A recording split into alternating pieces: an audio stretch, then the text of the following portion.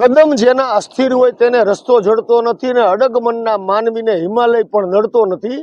કોડીનાર ગીર સોમનાથના એક દયાવાન બાપુ છે તે ચાલીને હજ પડવા માટે મક્કા મદીનાની સફર ખેડી રહ્યા છે. આપ જોઈ શકો છો કે આ દયાવાન બાપુ છે તે કોડીનાર શરીફથી નીકળ્યા છે, 1 તારીખે નીકળ્યા છે અને તે 2026માં ચાલીને હજ પડવા માટે મક્કા મદીના જશે. અત્યારે તે પોતે સ્થાનિકોને મળી રહ્યા છે અને દુઆઓ લઈ રહ્યા છે. ત્યારે મહત્વની વાત એ છે કે આ મુસ્લિમો માટે સૌથી મહત્વનું તીર્થસ્થાન ગણાય છે ને તે પોતે અત્યારે હાલમાં સાવરકુંડલા પહોંચ્યા છે અને સાવરકુંડલાથી રોજના 30-35 કિલોમીટરનું અંતર કાપીને 2026માં તે મક્કા મદીના ખાતે પહોંચશે.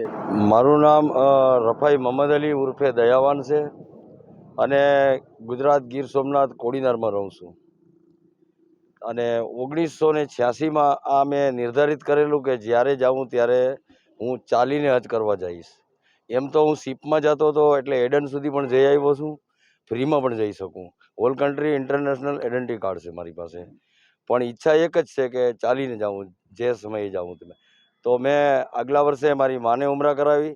આ વર્ષે આ 7મા મહિનાની 29 તારીખે મારી ઘરવાળીને પણ ઉમરા કરી લીધી. બધોય આઝાદી મેળવીને પછી આ પગલો મેં ભર્યો છે. એટલે એક જ છેલ્લી મારી ઈચ્છા છે કે આ ચાલીને જવું છે. અને મેં કફન પણ ભેગું લીધેલું છે અને પૂરી રીતે મેં રજા લઈને પછી નીકળેલો છે ઘરેથી.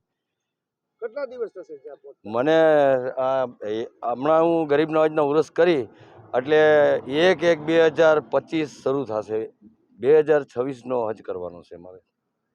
કેટલો સમય થાય રોજનું ચાલો કેટલા કિલોમીટર? હું રોજનું કાયદા આ તો અત્યારે આપણા ચાહકો વધારે છે એટલે મને જરા ખોટી પોતાય છે. બાકી 35-36, 35-36, 37 એટલું ચાલીશ.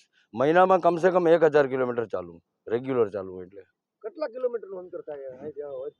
હવે અહીંથી તો લગભગ 9ની ઉપર થાય, 9, 9.5, 10 હજાર જેવું થાય ઇન્ડિયા ગુજરાતથી.